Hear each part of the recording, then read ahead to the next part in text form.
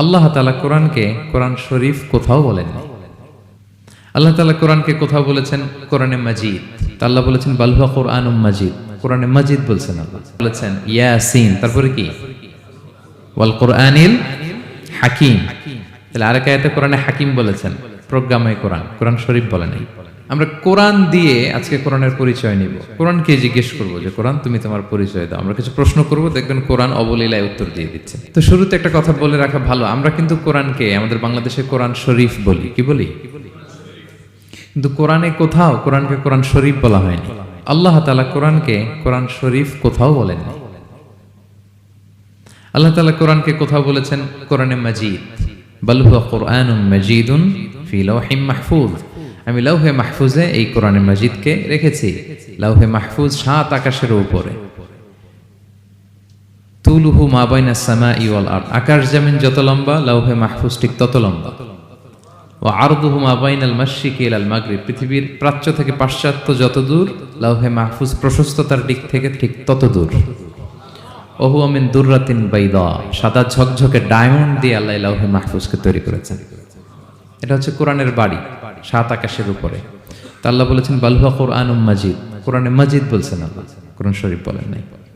আরেক আয়াতে আল্লাহ তাআলা বলেছেন ইয়াসিন, তারপরে কি ওয়াল কুরআনিল হাকিম। তাহলে আরেক আয়াতে কোরআনে হাকিম বলেছেন, প্রজ্ঞাময় কোরআন, কোরআন শরীফ বলে নাই। সূরা ওয়াকিয়ার আরেক আয়াতে আল্লাহ তাআলা বলেছেন ইন্নাহু লাকুরআনুন কারীমুন ফি কিতাবিম মাকনুন, এখানে বলেছেন কোরআনে কারীম। সূরা হিজরের এক আয়াতে আল্লাহ বলেছেন কোরআনে আযীম, ওয়ালাকাদ আতাইনাকা সাবআম মিনাল মাসানি ওয়াল কুরআনাল আযীম। নবী হে, আপনাকে আমি নিত্য পাঠনীয় সপ্ত বাক্য দিয়েছি আর কোরআনে আযীম দিয়েছি। তাহলে আল্লাহ বললেন কোরআনে মাজিদ, তিনি বললেন কোরআনে হাকিম, তিনি বললেন কোরআনে কারীম, কোরআনে আযীম। কিন্তু এগুলো শব্দই আমরা কি বলি? কোরআন শরীফ বলতে পারেন, অর্থ ভালোই, কিন্তু কোরআনে নাই, আল্লাহ তাআলা বলে নাই। আসুন কোরআন শরীফ বলার পাশাপাশি আমরা কোরআনে কারীম, কোরআনে মাজিদ এগুলো বলতে অভ্যস্ত হই, কারণ এভাবেই কোরআনকে পরিচয় দিয়েছেন আল্লাহ তাআলা। পারা যাবে তো ইনশাআল্লাহ? শুধু কোরআনই কোরআনের নাম নয়, এছাড়াও কোরআনের আরো অনেক নাম কোরআনে খুঁজে পাওয়া যায়। যেমন কোরআনের একটা নাম হচ্ছে আল কিতাব। কোরআনের একটা নাম কি? আল্লাহ তাআলা বলছেন মা ফাররাতনা ফিল কিতাবি মিন শাই, এই কিতাব, এই কোরআনে আমি কোনো কিছু বাকি রাখি নাই, সব বলে দিয়েছি। সব, ব্যক্তি জীবনে, পরিবারে, সমাজে, রাষ্ট্রে, রান্নাঘর থেকে শুরু করে বঙ্গভবন পর্যন্ত, কাঁথা সেলাই থেকে শুরু করে মহাকাশ পর্যন্ত সব আল্লাহ কোরআনে বলে দিয়েছেন, কিছু বাকি রাখে নাই। তাহলে কোরআনের একটা নাম আল কিতাব, একটা নাম কি? কোরআনের আরেকটা নাম আল ফুরকান, সত্য মিথ্যার পার্থক্যকারী, the criterion between right and wrong. Quran পড়লে বোঝা যায় কোনটা সত্য কোনটা মিথ্যা। আল্লাহ তাআলা বলেন তাবারাকাল্লাযী নাযালাল ফুরকানা আলা আবদিহি লিয়াকুনা লিল আলামিনা নাযীরা, আমি কোরআনকে ফুরকান বানিয়ে পাঠিয়েছি যাতে করে বিশ্বনবী মানুষকে সতর্ক করতে পারেন। তাহলে একটা পেলাম কোরআনের নাম আল কিতাব, এরপরে দ্বিতীয়টা পেলাম আল ফুরকান। কোরআনের একটা নাম হচ্ছে আয-যিকির। আমরা অনেকে মনে করি শুধু সুবহানাল্লাহ, আলহামদুলিল্লাহ এগুলাই জিকির, না, কোরআনটাও একটা জিকির। কোরআনের একটা নাম হচ্ছে জিকির। আল্লাহ তাআলা বলছেন ইন্না নাহনু নাযালনা যিকরা ওয়া ইন্না লাহু লাহাফিযুন, নিশ্চয়ই আমি এই জিকিরকে মানে কোরআনকে নাজিল করেছি, আমি এই কোরআনকে সংরক্ষণ করব। তাহলে কোরআনের একটা নাম পেলাম আল কিতাব, একটা নাম পেলাম আল ফুরকান, একটা নাম পেলাম কি? জিকির। এরকম অনেকগুলো নাম কোরআনের আছে। শুনতে শুধু আমি সূরাতুল হাশরের ২১ নম্বর আয়াত তেলাওয়াত করেছি।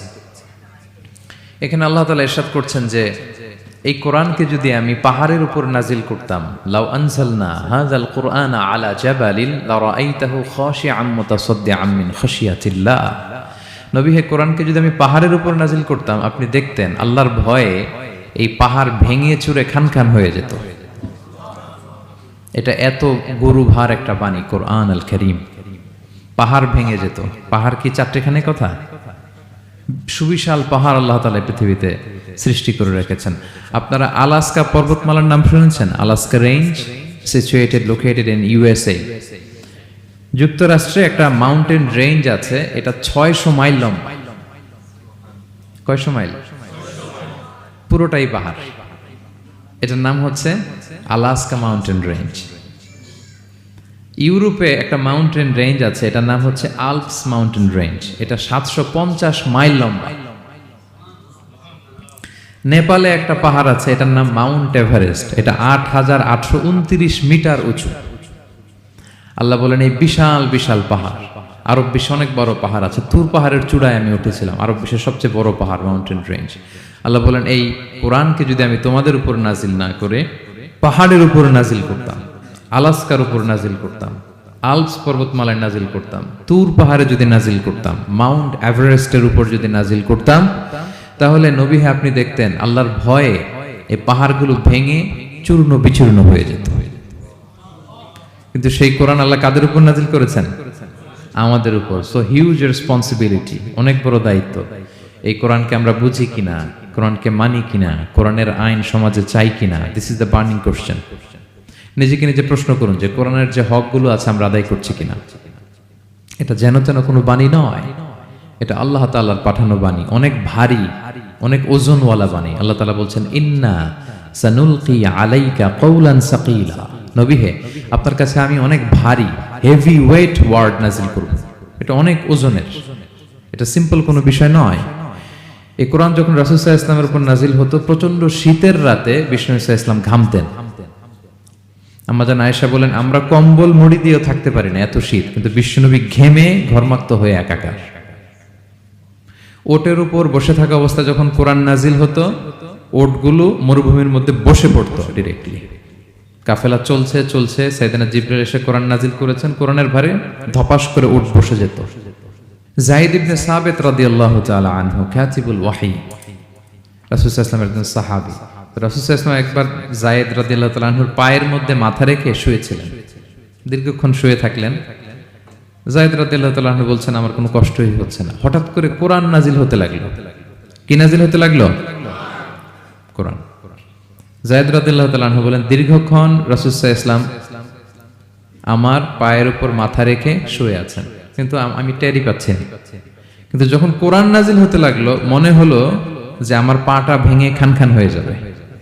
রাসূল সাল্লাল্লাহু আলাইহি ওয়াসাল্লামের মাথার ওজন এত বেড়ে গেল, আমি আর রাসূল সাল্লাল্লাহু আলাইহি ওয়াসাল্লামকে রাখতেই পারছি না আমার পায়ের উপর।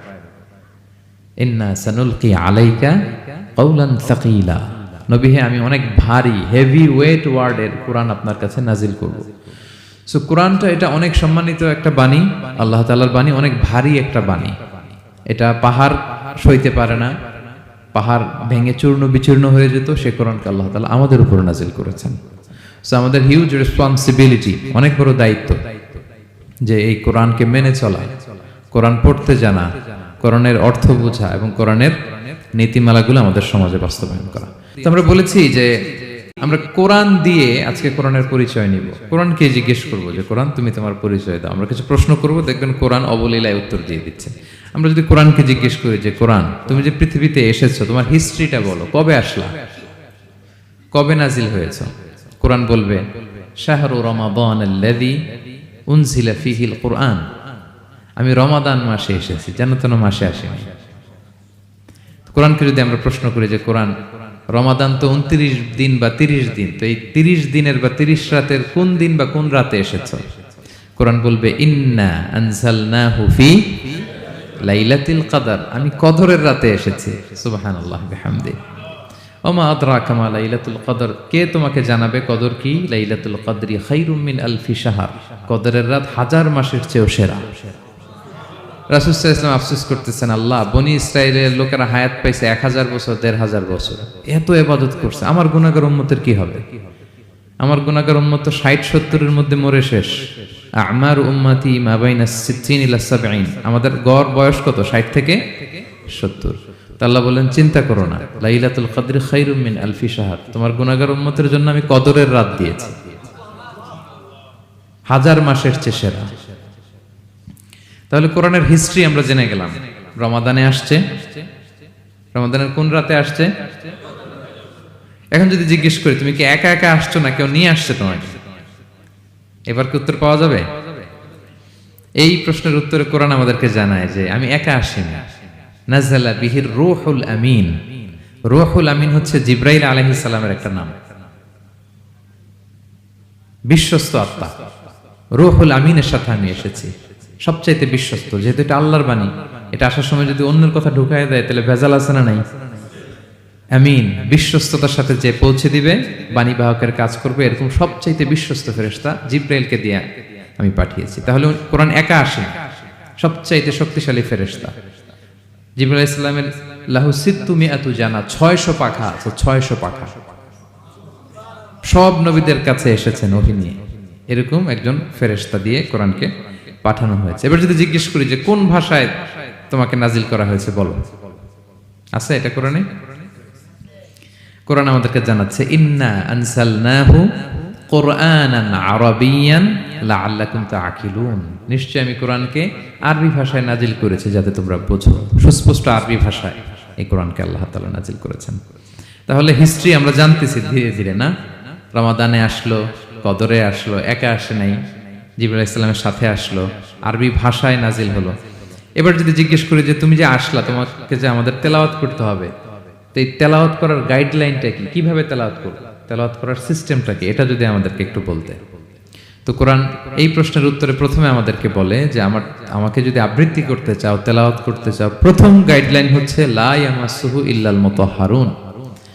এর অর্থ হচ্ছে পবিত্র ছাড়া কেউ এই কোরআনকে স্পর্শ করতে পারে না। যদিও এটা দিয়ে লাউহে মাহফুজের কথা বলা হয়েছে, ফেরেশতাদের কথা, কিন্তু বিষ্ণু বলেছেন লা ইয়ামাসসুহু ইল্লা তাহির, পবিত্রতা ছাড়া কোরআন ধরা যায় না। তাহলে কোরআন তেলাওয়াতের প্রথম গাইডলাইন কি? পবিত্রতা, ওযু করতে হবে। ডোন্ট টাচ মি উইদাউট অ্যাবলুশন, কোরআন আপনাকে অর্ডার করবে, ওযু ছাড়া আমাকে টাচ করা যাবে না। আচ্ছা, ওযু করলেন, তারপরে কি শুরু করে দিতে পারবেন? না, কোরআন বলে ফাইদা ক্বরাতাল কুরআনা ফাস্তাইয বিল্লাহি মিনাশ শাইতানির রাজিম।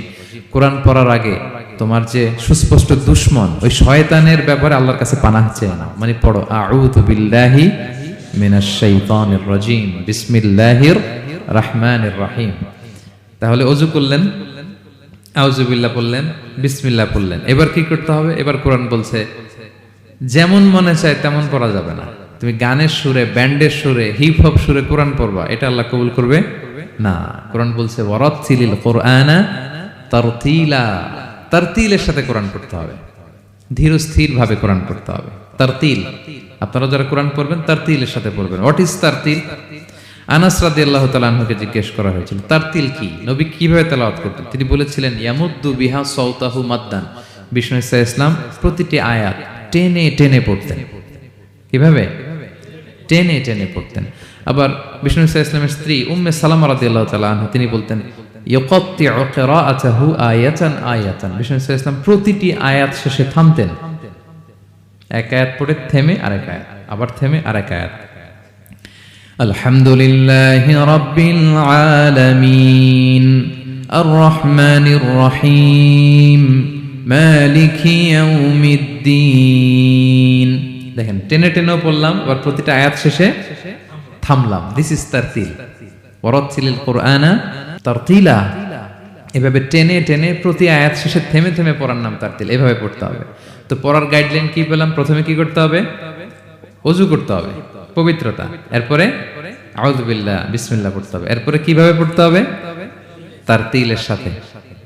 কথা কি বুঝতে পারতেছেন সবাই? বিরক্ত হচ্ছেন না তো আপনারা? আচ্ছা, মুভিং অন। এরপর যদি বলি যে ঠিক আছে ওযু করলাম, আউযু বিল্লাহ বিসমিল্লাহ পড়লাম, তারতিলের সাথে পড়বো, তো কোত্থেকে পড়বো? সূরা তো 114টা, পারা তো 30টা। কোন দিক থেকে? শুরু থেকে না মিডল থেকে না শেষ থেকে? দেখেন কোরআন কি বলে। কোরআন বলে ফাকরাউ মা তায়াসসারা মিনাল কোরআন, যেখান থেকে সহজ লাগে ওইখান থেকে পড়ো, যেখান থেকে। এই যে আমরা একটু পরে মাগরিবের সালাত পড়বো, কোনো ধরা বাঁধা এরকম গাইডলাইন আছে যে এই সূরাটাই পড়তে হবে? সূরা আর রহমান দিয়ে না পড়লে মাগরিব হবে না, বা সূরা জিলজাল দিয়ে না পড়লে মাগরিব আদায় হবে না, এরকম আছে? ফাকরাউ মা তায়াসসারা মিনাল কোরআন, যেখান দিয়ে তোমার সহজ লাগে ওইখান দিয়ে পড়ো।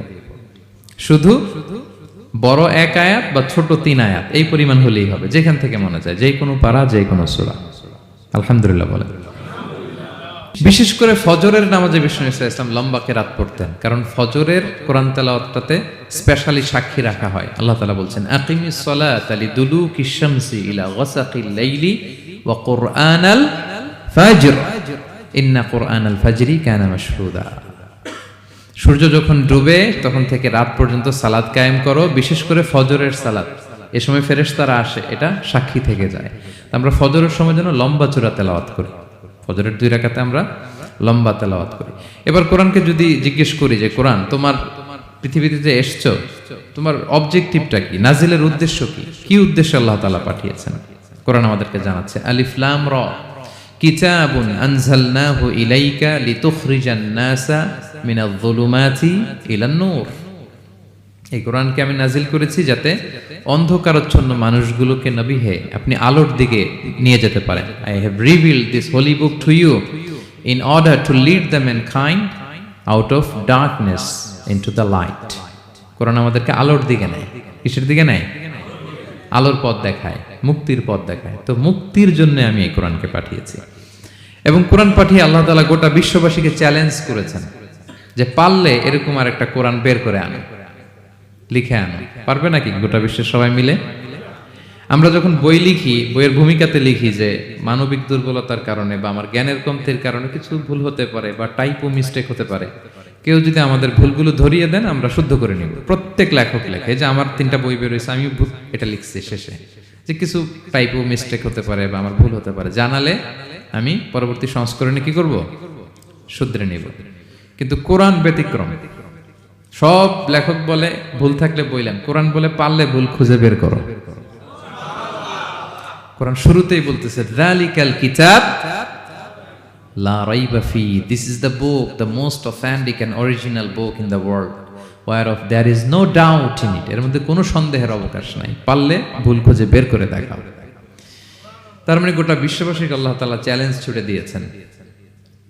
চ্যালেঞ্জ দিয়ে বলেছেন ওয়া ইন কুনতুম ফি রাইবিম মিম্মা নাযালনা আলা আবদিনা ফাতু বিসূরাতিন মিন মিথলি ওয়াদউ শুহাদাআকুম মিন দুনিল্লাহি ইন কুনতুম সাদিকিন। যদি মনে করো যে কোরআন বিশ্বনবী বানিয়েছে, যদি সন্দেহ করো আমার বান্দা মুহাম্মদের উপর যে কোরআন নাজিল করেছে এটা যে তার বানানো মনে করো, পারলে আরেকটা বানায় নিয়ে আসো। পারে নাই। পৃথিবীর সবচাইতে বড় বড় সাহিত্যিক পণ্ডিত ছিল তখনকার সময়ে মক্কায়, পারে নাই তারা অনেক চেষ্টা করে যেই কথা বলছে এটা কোরআনের পক্ষেই চলে আসছে। একজন অনেক ট্রাই করতেছে যে কোরআনের সবচেয়ে ছোট সূরার মতো একটা লাইন সে বানাতে পারে কিনা। সবচেয়ে ছোট সূরা কোনটা? কাউসার। তো সে পড়তেছে ইন্না আ'তাইনা কাল কাউসার ফাসাল্লি লিরাব্বিকা ওয়ানহার ইন্না শানিআকা ওয়াল আবতার। এরপরে মিলায় এক লাইন বানাইছে যে লাইসা হাযা মিন কালামিল বাশার। অর্থ হয়ে গেছে অন্যরকম। এটার অর্থ হচ্ছে এটা কোনো মানুষের কথা নয়। ইন্না আ'তাইনা কাল কাউসার ফাসাল্লি লিরাব্বিকা ওয়ানহার ইন্না শানিআকা ওয়াল আবতার। সে মিলে বানাইছে এক লাইন, সেটা হচ্ছে লাইসা হাযা মিন কালামিল বাশার। এটা কোনো বাশার, মানুষের লেখা হতে পারে না। আল্লাহু আকবার। তো আল্লাহ তাআলা চ্যালেঞ্জ দিয়ে বলেছেন শুধু তোমরা না, পারলে জিনদের সাথে একটা কনফারেন্স করো। কুল লা ইনজতামাআতিল ইনসু ওয়াল জিন্নু আলা আইয়াতু বিমিসলি হাযাল কুরআন লা ইয়াতুনা বিমিসলিহি ওয়ালাউ কানা বা'দুকুম লিবা'দিন যাহিরা। আল্লাহ বলতেছে চ্যালেঞ্জ, গোটা বিশ্ববাসীর জন্য চ্যালেঞ্জ। শুধু তোমরা না, জিনদেরকেও ডাকো একটা কনফারেন্সে। কারণ 2টা, ম্যানকাইন্ড আর জিনকাইন্ড। শুধু মানুষকে না, আমি জিনকেও চ্যালেঞ্জ দিলাম, সবাই মিলে যদি পারো কোরআনের মতো একটা বই নিয়ে আসো। পারবে? পারবে না। গোটা বিশ্ববাসী এই চ্যালেঞ্জের কাছে হার মেনেছে। এবং আল্লাহ বলেছেন এটা আমি নাজিল করেছি, এটা হেফাজতের দায়িত্ব আমি নিয়েছি।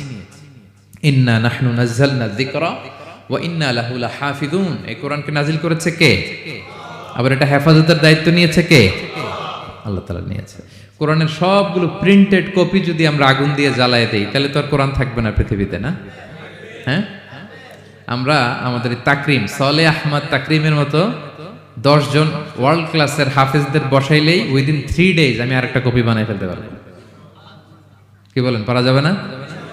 গোটা বিশ্বে আমাদের যে হুফাজ, এদের মধ্যে ওয়ার্ল্ড ক্লাস যে হাফেজ, এরকম 10 জন লাগবে শুধু আমার। গিভ মি জাস্ট 3 days, আমরা আরেকটা কোরআন বের করে ফেলতে পারবো। কারণ আমরা শুধু কোরআন লিখে রাখি না, এই সিনার ভিতরে খোদাই করে রাখি, ঠিক কি না? এবং হাফেজে কোরআনের সংখ্যা পৃথিবীতে বাড়ছে। পৃথিবীতে কোন দেশে সবচেয়ে বেশি হাফেজ জানেন আপনারা? না, বাংলাদেশে না। ইজিপ্ট র্যাঙ্কিং এ আছে, কিন্তু সবচেয়ে বেশি হাফেজ হচ্ছে লিবিয়াতে। লিবিয়াতে প্রত্যেক 3 জনে 1 জন হাফেজ। মোট জনসংখ্যা 70 লাখ, হাফেজ আছে 23 লাখ। র্যাঙ্কিং এ সেকেন্ড হচ্ছে আল মাগরিব, আরবিতে বলে মাগরিব মানে মরক্কো, ওদের হাফেজের সংখ্যা 16 লাখ। থার্ড হচ্ছে ইজিপ্ট, মোর দেন 1 মিলিয়ন। ফোর্থ হচ্ছে সৌদি আরবিয়া, ফিফথ হচ্ছে জর্ডান। কোটি কোটি হাফেজ আছে আমাদের গোটা বিশ্বে। আমাদের সবগুলো কোরআনের প্রিন্টেড কপি জ্বালিয়ে দিল, কোরআন আবার নিয়ে আসতে আমাদের কয়েকদিনের ব্যাপার। আলহামদুলিল্লাহ বলবেন না? এই কোরআনের ভেতরে আল্লাহ তাআলা শিফা রেখেছেন রহমত। আল্লাহ বলেন, অনুনাজ্জিলু মিনাল কুরআনি মা হুয়া শিফাউন ওয়া রাহমাতুল লিল মুমিনিন ওয়া লা ইয়াজিদুয যালিমিনা ইল্লা খাসারা। আমি এই কোরআনের ভিতরে শিফা রেখে দিয়েছি, রহমত রেখে দিয়েছি। সূরাতুল ফাতিহাকে বলা হয় সূরাতুশ শিফা। অসুস্থ ব্যক্তির গায়ে আপনি ফু দিতে দেরি, সুস্থ হতে দেরি হয় না। কিন্তু ওই ঈমানটা থাকতে হবে, ওই ঈমান নিয়ে, ওই আমল নিয়ে যদি আপনি রিসাইট করে ফু দেন, আল্লাহ তাআলা সুস্থ করে দেবেন। এবং এই কোরআন আপনাকে বিপদ থেকে উদ্ধার করতে পারে, কারণ কোরআন আল্লাহর সিফাত, এটা আল্লাহর একটা সিফাত। এটা পরে আপনি আল্লাহর কাছে দোয়া করলে আপনাকে বিপদ থেকে উদ্ধার করবে। আল্লাহ তাআলা বলছেন, ওয়া ইযা ক্বারা'তাল কুরআনা জাআলনা বাইনাকা ওয়া বাইনাল্লাযীনা লা ইউমিনুনা বিল আখিরাতি হিজাবাম মাসতুরা। নবী হে, আপনি যখন কোরআন তেলাওয়াত করেন তখন আপনার আর কাফেরদের মাঝে আমি পর্দা ঢেলে দেই। পর্দা, কাফেররা আপনারা দেখে না। সুবহানাল্লাহ। সূরা লাহাব যখন নাজিল হলো, তাব্বাত ইয়াদা আবি লাহাবি ওয়া তাব, ধ্বংস হোক, নিপাত যাক আবু লাহাবের 2 হাত। আবু লাহাব কে ছিল বলেন তো? বিশ্বনবীর চাচা। তো আয়াত যখন নাজিল হলো, চাচার বদনাম যখন আয়াতে আসলো, চাচি উম্মে জামিল খুব রেগে গেল। সে যখন নমুসলিমদের কাছে শুনতে আরম্ভ করলো, কি আমার স্বামীর ব্যাপারে কটূক্তি, আজকে মুহাম্মদের খবর আছে। আতাইনা ওয়া আবাইনা ওয়া আমরাহু কালাইনা, আজকে মুহাম্মদের একদিন আর আমার একদিন, একটা এসপার করে ছাড়বো। রেগে মেগে, খুব জাদ্রের মহিলা ছিলেন, আসতেছে। তো বিষ্ণু ইসা ইসলাম কাবা ঘরের পাশে আবু বকর রাদিয়াল্লাহু তাআলা আনহুকে নিয়ে বসা। তো আবু বকর রাদিয়াল্লাহু তাআলা আনহু এই দৃশ্য দেখে বললেন, ইয়া রাসূলুল্লাহ, আপনি এখান থেকে চলে যান, উম্মে জামিল এসে আক্রমণ করবে আপনার উপর। আল্লাহ রাসূল বললেন, আবু বকর তুমি ভয় পেও না, আমি জাস্ট একটু কোরআন তেলাওয়াত করব, এরপরে কি হয় দেখো। বিষ্ণু ইসা ইসলাম কোরআন তেলাওয়াত করতে লাগলেন। আর রেগে মেগে আগুন হয়ে উম্মে জামিল আসছে, এসে আবু বকরকে বলতেছে, এই আবু বকর, তোমার বন্ধু মুহাম্মদ কোথায় বলো। পাশেই কিন্তু বিশ্বনবী বসা, কিন্তু সে চোখে দেখে না। সুবহানাল্লাহ বিহামদি। জাআলনা বাইনাকা ওয়া বাইনাল্লাযীনা লা ইউমিনুনা বিল আখিরাতি হিজাবাম মাসতুরা। নবী, আপনি যখন কোরআন পড়েন, কাফেরদের আর আপনার মাঝে আমি কি এঁটে দেই? পর্দা এঁটে দেই, ওরা দেখে না। আপনি বিপদে পড়ছেন, আপনি কোরআন পড়েন, আপনার শত্রু আপনাকে দেখবে না। হিজরতের রাতে বিষ্ণু ইসলাম আবু বকর রাদিয়াল্লাহু তাআলা আনহুকে নিয়ে গারে সাউরে আশ্রয় নিলেন। মক্কার কুরাইশরা খুঁজতে আবু বকর রাদিয়াল্লাহু তাআলা আনহু তো ভয়ে তটস্থ, যে কি না কি হয়ে যায়। আবু বকর রাদিয়াল্লাহু তাআলা আনহু বললেন যে আমি অবাক, আমার পাশ দিয়ে হেঁটে যায় ওরা, কিন্তু আমাদেরকে দেখে না। ইমাম আল কুরতুবী, তিনি মনসুর দুর্গে বন্দী ছিলেন, জালিমের বন্দিশালায়। উনি জেলখানা ভেঙে পালাতে লাগলেন। পালাতে সৈনিকরা টের পেয়ে গেল, খুঁজতেছে ওনাকে, খুঁজতে ধরার জন্য উনি এক পাহাড়ের চিপায় যেয়ে আশ্রয় নিলেন আর সূরা ইয়াসিন তেলাওয়াত করতে লাগলেন। তো ওরা খুঁজতে পায় না, কিন্তু উনি পাশেই, চোখে দেখে না। তো উনি বললেন যে হঠাৎ এক সৈনিক, সে ইউরিন পাস করতে লাগলো দাঁড়িয়ে, মানে প্রস্রাব করতে লাগলো। তার প্রস্রাবের ছিটে ফোঁটা আমার গায়েও লাগতেছে, কিন্তু সে আমারে দেখে না। সুবহানাল্লাহ পড়বেন না? জাআলনা বাইনাকা ওয়া বাইনাল্লাযীনা লা ইউমিনুনা বিল আখিরাতি হিজাবাম মাসতুরা। নবী হে, যখন কোরআন পড়বেন, আপনার আর কাফেরের মাঝে আমি কি এঁটে দেই? পর্দা এঁটে দেই। আমি নিজেও এটার অনেক প্রমাণ পেয়েছি। আমি বাংলাদেশের একটা জেলা, চাঁদপুরের এদিকে একটা এলাকায় আমার একটা তাফসীর প্রোগ্রাম ছিল। তো একটা সময় আমি খুব প্রত্যন্ত অঞ্চলে যেতাম, রিমোট এরিয়ায়, বিল একটা গ্রাম দাওয়াত করছে, তো আমি চলে যেতাম। কোরআনের কথা আমার পৌঁছাইতে হবে সব জায়গায়। তো মাহফিল শেষে রাত 2টার দিকে আমরা ফিরতেছি, বিল কিছু গুচ্ছ গ্রাম। হঠাৎ একটা মোড়, ওই মোড়ের ওইখানে দেখি একটা গাছ ফালানো। এটার মানে হচ্ছে আশেপাশে ডাকাত আছে, ওখানে ডাকাতি এরকম হয় আর কি, বিল এরিয়াতে গাছ ফেলে রাখে। তো গাছ থাকলে তো আর কোনো সিএনজি, প্রাইভেট কার কিছুই যাবে না। তাই আমি বুঝতে পারলাম যে এটা তো ডাকাতের কাজ। আমি সূরা ইয়াসিন তেলাওয়াত শুরু করে দিলাম। বিপদে বলে সূরা ইয়াসিনের প্রথম 9 আয়াত, কয় আয়াত? এই 9 আয়াত পড়তে আরম্ভ করলাম। ড্রাইভারকে বললাম একটু করে পেছাও। তো টর্চ মারতেছে বিল থেকে, মানে ওরা তো ওখানে উৎপেতে আছে। আমি পড়তেছি, কিছুক্ষণ পরে ডাকাত নিজে এসে গাছ সরাই দিয়ে বলতেছে, যান। মানে ও কি করবে ও নিজেও বুঝতেছে না, ও যে কি করবে, ও কি করতে হবে ওটা মানে বুদ্ধিজ্ঞান সে হারাই ফেলছে। সে শুধু গাছটা সরালো, বলতেছে যান যান, এই চলে গেলাম আমি। এটা আমার নিজের প্রমাণ, হয়তো কোথাও বলি নাই, আজকে প্রসঙ্গক্রমে বলা হয়ে গেল। তো এরকম বিপদে পড়লে সূরা ইয়াসিনের প্রথম কয়াত পড়বেন আপনারা। জাআলনা বাইনাকা ওয়া বাইনাল্লাযীনা লা ইউমিনুনা বিল আখিরাতি হিজাবাম মাসতুরা। আপনার আর আপনার শত্রুদের মাঝে কি হয়ে যাবে? পর্দা পড়ে যাবে, দেখবেই না আপনাকে। অনেক চেষ্টা করেছিল মক্কায় কুরাইশরা রাসূল সাল্লাল্লাহু আলাইহি ওয়াসাল্লামের এই কোরআনে বাধা দিতে, যাতে এই কোরআনের কথা শুনতে না পারে। কারণ যারাই বিষ্ণুনবীর কণ্ঠের তেলাওয়াত শুনতো এরাই মুগ্ধ হয়ে কালিমা পড়ে মুসলমান হয়ে যেত। তারা ডিস্টার্ব করতো কোরআনের মাহফিলে। وقال الذين كفروا لا تسمعوا لهذا القرآن والغوا فيه لعلكم تغلبون। তারা বলতো যে মুহাম্মদের কণ্ঠের কোরআন তোমরা শুনবে না, বরং ডিস্টার্ব করবে। কি করবে? তো আবু জাহেল যখন ঘোষণা দিল তখন বিষ্ণুনবী তেলাওয়াত করলে ওরা শীষ দিত, হুইসেল বাজাতো, মুকাআউ ওয়া তাসদিয়া, হুইসেল বাজাতো আর হাততালি দিত এরকম। তো হাততালি দিয়ে যাতে বিষ্ণুনবীর সাউন্ডটা অন্যরা না শুনে, বিষ্ণুনবীর চারদিকে ঘিরে হুইসেল মারতো আর হাততালি দিত, ডিস্টার্ব করতো যাতে না শুনে। কিন্তু এই কোরআনের বাণীটা কার? এই বাণী কি হুইসেল দিয়ে আটকানো যায়? হাততালি দিয়ে, র‍্যাব দিয়ে, পুলিশ দিয়ে, কোনো বাধা দিয়ে আটকানো যাবে? যাবে না। পৃথিবীর কোনো শক্তি দিয়ে এটাকে আটকানো যায় না, এটা তো আল্লাহর বাণী। তো বিষ্ণু ইসলাম কোরআনের কথা যখন শোনাতেন, বিষ্ণুনবীর কণ্ঠের তেলাওয়াত শুনে অনেকে কালিমা পড়ে মুসলমান হয়ে যেত। তো আবু জাহেল কোনো দিশা না পেয়ে পরে মক্কার যে পার্লামেন্ট দারুন নদওয়াতে বিল উত্থাপন করলো যে আজকে থেকে মুহাম্মাদের কণ্ঠের তেলাওয়াত কেউ শুনতে পারবে না, কেউ শুনতে পারবে না। তো মজার ব্যাপার হচ্ছে সবাইকে না করে লুকায় লুকায় সে নিজেই শুনতে যায়, কারণ সে তো আরব হওয়ার ফলে কোরআনের যে ভাষা শৈলী, যে প্রাঞ্জল বাক্য বিন্যাস, শব্দের বুনন, এটা শুনে সে অবাক হয়ে যায় যে এত সুন্দর বাক্য বিন্যাস কিভাবে হতে পারে। তো সবাইকে দিনের বেলা নিষেধ করে, রাত্রিবেলা বিষ্ণু ইসলাম রিভাইজ করতেন, লুকায় লুকায় ওনার ঘরের পিছনে যেয়ে শুনতো। শুধু সেই না, তার ডান হাত বা হাত ওয়ালিদ ইবনে মুগীরা, উতবা শাইবা, উতবা ইবনে মুগীরা, শাইবা ইবনে মুগীরা, ওয়ালিদ ইবনে মুগীরা, এরা সবাই কি করতো? লুকিয়ে লুকিয়ে কোরআন শুনতো। পরে বিষ্ণুনবী যখন ঘুমের প্রস্তুতি নিতেন সব ফিরে আসতো, ফিরে আসার সময় সবার দেখা হয়ে যেত। তারা লজ্জিত হতো, সবাই বলতো আবু জাহেল ঘটনা কি? দিনের বেলা তুমি শুনতে নিষেধ করো, রাতে তো তুমিই চলে আসো। তো সে বললো আজকে কঠিন দারুন নাদওয়ার পার্লামেন্টে বিল পাস করবো, যে এমনটা করবে এই শাস্তি মাথার চুল কামিয়ে মক্কার বাজারে ঘোরানো হবে। তো এই বিল যেদিন পাস হয়েছে আবু জাহেল ওই দিন নিশ্চিত ভাবতেছে আজকে যে বিল পাস করছে কেউ তো যাবে না, আমি একটু যাই। মানে আজকে যে কঠিন শাস্তির ঘোষণা দিছি, আজকে কেউ এই স্পর্ধা দেখাবে না। মুহাম্মদ তো তেলাওয়াত শুরু করে দিয়েছে, কি যে মধুর বাণী, যাই একটু শুনে আসি। ওয়ালিদ ইবনে মুগীরারও একই প্ল্যান, যে আজকে আবু জাহেল যে টাইট দিছে কেউ যাবে না, আমি একটু যাই। তো এভাবে সবাই লুকিয়ে লুকিয়ে বিষ্ণুনবীর ওখানে যায় হাজির, মন্ত্রমুগ্ধ তেলাওয়াত শুনছে। বিষ্ণুনবীর তেলাওয়াত শেষ, ফিরে যখন আসতেছে, ফিরে আসার রাস্তায় আবার দেখা হয়ে গেছে।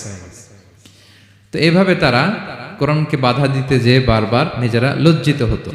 এবং হজের মৌসুমে যখন ভিন দেশ থেকে লোকেরা আসতো, মক্কার যে এন্ট্রিগুলো আছে আবু জাহেল লোক বসিয়ে রাখতো, বলতো যে সবাইকে বলবা এখানে একটা উন্মাদ লোক আছে, বীর বীর করে কি যেন বলে, নাম তার মুহাম্মদ, তোমরা হজ করতে আসো, হজ করো, জমজমের পানি খাও, সাফা মারওয়ায় দৌড়াও, কিন্তু এই মুহাম্মদের কাছেও যাবা না, গেলেই পাগল হয়ে যাও। মানুষের একটা অভ্যাস আছে, আল ইনসানু হারিসুন আলা মা মুনিয়া, মানুষের যেটা করতে না বলা হয় বেশি, মানুষ এটা করে বেশি। তো রাসূল সাল্লাল্লাহু মুহাম্মদের কথা কিন্তু ভিনদেশীরা জানতোই না। মুহাম্মদের কাছে যেও না যখন বলছে, সবাই মনে মনে প্ল্যান করে নিছে, আর যাই করি আর না করি মুহাম্মদের দেখে যাইতে হবে। তো এরা হস্টস করে সবাই খুঁজতো, হু ইজ দিস মুহাম্মদ, কে এই মুহাম্মদ? রাসূল সাল্লাল্লাহু আলাইহি ওয়াসাল্লামের কাছে আসতো, রাসূল সাল্লাল্লাহু আলাইহি ওয়াসাল্লামের তেলাওয়াত তো অনেক দূরে, চেহারা দেখে অনেকে কালিমা পড়ে মুসলমান হয়ে যেত। এত নুরানি চেহারা বিশ্বনবী ছিল, এত সুন্দর তেলাওয়াত ছিল। প্রিয় ভাইরা, সেই কোরআনকে আল্লাহ তাআলা বলছেন যে পাহাড়ের উপর যদি নাজিল করতাম, পাহাড় ভেঙে কি হতো? চুরমার হয়ে যেত। পাহাড়ের উপর নাজিল না করে কার উপর নাজিল করছে? আমাদের উপর নাজিল করছে। আমাদের হিউজ রেসপন্সিবিলিটি, এই কোরআনকে আমাদের বুঝতে হবে, জানতে হবে। ছোট্ট একটা গল্প দিয়ে শেষ করি। গল্পটা বর্ণনা করেছেন ইবনু হিব্বান ওনার একটা গ্রন্থের নাম রওদাতুল উকালা। ওনার নাম হচ্ছে আব্দুল্লাহ ইবনে মুবারক, অনেক বড় মুহাদ্দিস, ইমাম বুখারীর উস্তাদ। হজে গিয়েছিলেন, হজ বিশ্বনবীর কবর জিয়ারত শেষে হজ করে ফিরতেছেন, হঠাৎ তিনি দেখতে পেলেন মরুভূমিতে কাপড় জড়িয়ে, চাদর জড়িয়ে এক বৃদ্ধা মহিলা শুয়ে আছেন। গল্পটার নাম হচ্ছে আল মুতাকাল্লিমাতু বিল কুরআন, মানে যে নারী সবসময় শুধু কোরআন দিয়ে কথা বলে। গল্পের নাম কি? যে নারী শুধু কি দিয়ে কথা বলে? কোরআন দিয়ে কথা বলে। হজ করে ফিরতেছেন, হঠাৎ দেখেন এক বৃদ্ধা মহিলা, বয়স্ক মহিলা, চাদর গায়ে দিয়ে শুয়ে আছে। তো এটা অনেক বড় একটা কনভারসেশন, আমি কনভারসেশনটা আপনাদেরকে শোনাই। উনি কাছে গেলেন, যে সালাম দিলেন, আসসালামু আলাইকুম রাহমাতুল্লাহ। সালামের উত্তরে বৃদ্ধা মহিলা স্বাভাবিকভাবে উত্তর না দিয়ে একটা কোরআনের আয়াত তেলাওয়াত করলেন। তিনি তেলাওয়াত করলেন, সালামুন কাওলাম মির রাব্বির রহিম, মানে দয়াময় প্রতিপালক আল্লাহর পক্ষ থেকে তোমার প্রতিও সালাম। এটা একটা কোরআনের আয়াত, কিন্তু এটা দিয়ে উত্তর হয়ে যায় সালামের। কি বলেন? আচ্ছা, গেল। এবার আব্দুল্লাহ ইবনে মুবারক জিজ্ঞেস করলেন, মাযা তাসনাঈনা ফি হাযাল মাকান, এখানে কি করেন আপনি? কি করতেছেন একা একা? এই প্রশ্নের উত্তরও ভদ্রমহিলা একটা কোরআনের আয়াত তেলাওয়াত করে দিলেন। উনি তেলাওয়াত করলেন, ওমাই ইউদলিল ফালা হাদিয়া লাহ, মানে আল্লাহ যার পথ ভুলায় দেয় তার পথ দেখানোর কেউ নাই। মানে বুঝাইতে চাইলেন আমি পথ হারাই ফেলছি। কি বুঝাইতে চাইলেন? পথ হারাই ফেলছি, মানে উনি এমন ভাবে কোরআনের আয়াত চুজ করে যাতে উত্তর হয়ে যায়। তো এবার উনি জিজ্ঞেস করলেন, আইনা তুরিদিন, তো পথ হারাই ফেলছেন তো বুঝলাম, আয়াত থেকে এটা বোঝা যায়, তো আপনি কোথায় যাচ্ছেন?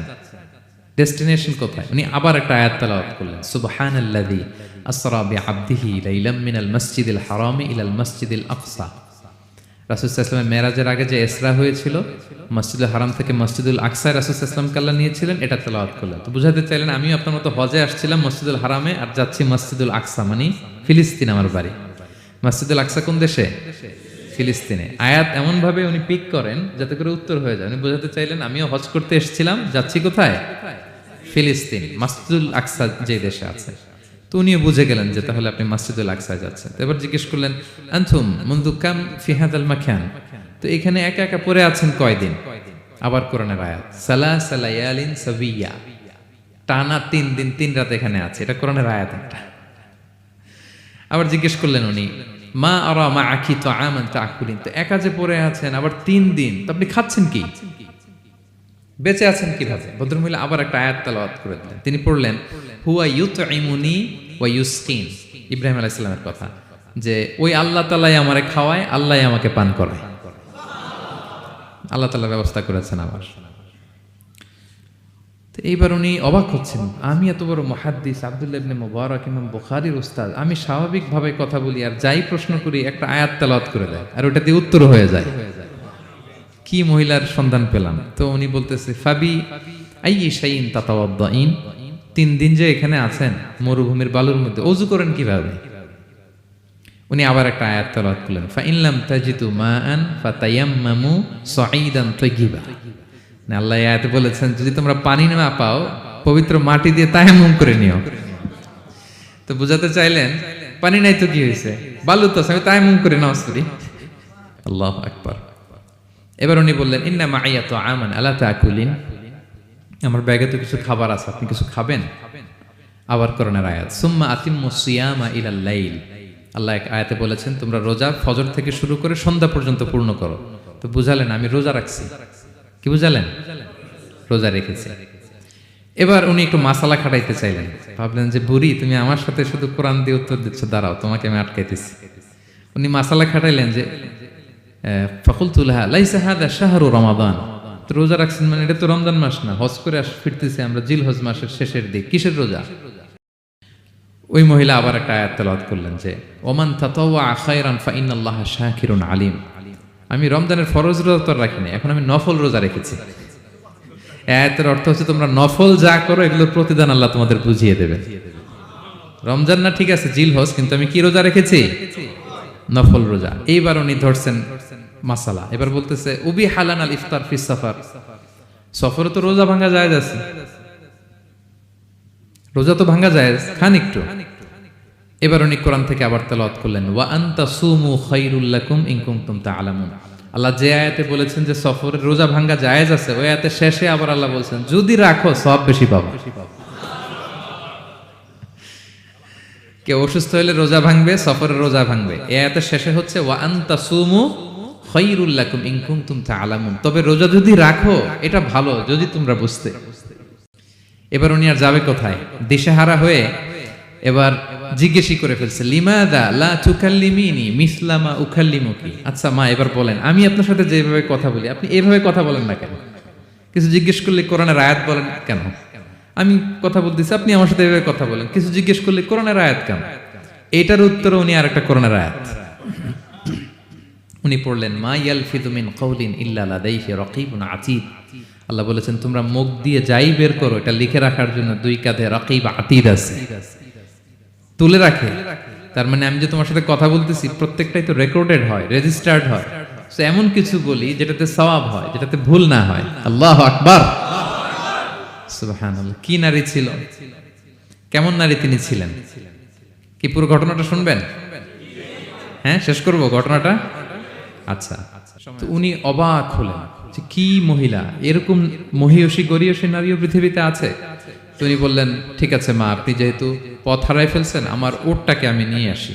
ফাহাল্লাকা আন আহমিলুকি আলা নাখাতি হাদিহি ফাতুদরিকিল কাফেলা, আমার উটটা নিয়ে আসি, উটে বসেন, আমি আপনাকে এগিয়ে দিয়ে কাফেলাতে যুক্ত করে দেই। আপনি কি রাজি আমার উটে বসবেন? আবার কোরআনের আয়াত, ওমা তাফআলু মিন খাইরিন ফাইনাল্লাহা বিহি আলিম, তোমরা যত ভালো কাজ করো আল্লাহ সেটা জানেন। মানে তোমার এই ভালো কাজ আল্লাহ জানেন, আল্লাহ এর প্রতিদান দিবেন। ক্বালা ফাআনাখতু নাকাতি, আমি উট বসালাম এবং বললাম ওঠেন। উনি যখন উঠতেছে আমি এভাবে তাকায় আছি। তা আমি যে তাকায় আছি উনি একটা আয়াত তেলাওয়াত করলেন যে কুল্লিল মুমিনিনা ইয়াগুদ্দু মিন আবসারিহিম। এর অর্থ হচ্ছে নবী হে মুমিনদেরকে বলুন তারা যেন পরনারী দেখে তাকায় না থাকে, চোখ যেন নিচে রাখে, তারা যেন চক্ষু অবনমিত করে। মানে বুঝাতে চাইলেন যে আমি তো বেগানা নারী, পরনারী, তা আমি উঠতেছি আপনি তাকায়। সে হয়তো তাকায় আছে যে বৃদ্ধা মহিলা উঠতে যদি কষ্ট হয় পড়ে যায়। তো উনি যখন দেখতেছেন তাকায় আছে, উনি বলতেছে কুল্লিল মুমিনিনা ইয়াগুদ্দু মিন আবসারিহিম, নবী হে বলুন বিশ্বাসীদের তারা যেন চোখ নিচের দিকে করে রাখে। তো উনি লজ্জা পেয়ে গেলেন। ফাগাদাততু বাসারি, আমি লজ্জায় চোখ নামালাম। এরপর আমি বললাম ইরকাবি ওয়াকাদ আখালতু নাকাত, ওঠেন। আমি আবার ওটের রশি ধরে টানতে আরম্ভ করলেন। ভদ্রমহিলা উঠেই আবার কোরআনের আয়াত পড়লেন যেটা আমরা গাড়িতে বা কোনো বাহনে উঠলে পড়ি। তিনি পড়তে আরম্ভ করলেন সুবহানাল্লাযী সাখখারা লানা হাযা ওয়া মা কুন্না লাহু মুকরিনিন ওয়া ইন্না ইলা রাব্বিনা লামুনকালিবুন। প্রশংসা সে আল্লাহর যে আল্লাহ এই বাহনকে আমাদের জন্য বশীভূত করে দিয়েছেন। তিনি বশীভূত না করলে আমরা তো এটাকে বশীভূত করতে পারতাম না। আপনারা যখন গাড়ি স্টার্ট দিবেন এই দোয়াটা পড়েন তো আপনারা? গাড়ি স্টার্ট দিলে, বিমানে উঠলে, ঘোড়ায় উঠলে, যে কোনো বাহনে উঠলে এটা পড়তে হয়, কোরআনের আয়াত। তিনি বললেন আমি এবার উঠলাম, ওটের জিমাম ধরে টানতে লাগলাম আর একটু হই হই শব্দে ওট চালাতে লাগলাম যাতে করে তাড়াতাড়ি যাওয়া যায়। উনি কোরআনের আয়াত বললেন ওয়াকসিদ ফি মাশিক ওয়াগদুদ মিন সাউতিক, কোরআনের আয়াত। মানে তোমার চলার ক্ষেত্রে তুমি মধ্যম পন্থা অবলম্বন করো আর গলার সাউন্ডটা একটু ছোট করো। এটা কিন্তু লোকমান হাকিম তার ছেলেকে বলেছিলেন যে বাবা তুমি যখন হাঁটবে মধ্যম পন্থায় হাঁটবে আর শাউট করবে না, নয়েজ করবে না, কণ্ঠটাকে নিচু করবে। এই আয়াতটা উনি পড়ে দিলেন। মানে বুঝাতে চাইলেন আপনি হাজি মানুষ, হজ করে আসছেন, এইভাবে যাচ্ছেন কেন? আপনি স্লোলি যান। ফাজাআলতু আমশি রুয়াইদান ওয়া আতারান্নামু বিশআর, এরপর আমি আস্তে আস্তে যেতে লাগলাম আর কবিতা আবৃত্তি করতে লাগলাম। আরবদের অভ্যাস ছিল তারা শত শত লাইন কবিতা মুখস্থ পারত। দিনকে দিন মরুভূমিতে চড়তো আর কবিতা পড়তো। তো আমি কবিতা গুনগুন গুনগুন করে কবিতা পড়তেছি আর যাচ্ছি। এই মহিলা পিছন থেকে আয়াত তেলাওয়াত করলেন আবার ফাকরাউ মা তায়াসসারা মিনাল কোরআন, মানে কোরআনের যেখান দিয়ে সহজ লাগে ওইখান দিয়ে পড়েন। মানে বুঝাতে চাইলেন কবিতা পড়লে কি লাভ, আপনি কোরআন পড়েন। উনি আবার লজ্জা পেয়ে কোরআন পড়তে আরম্ভ করলেন।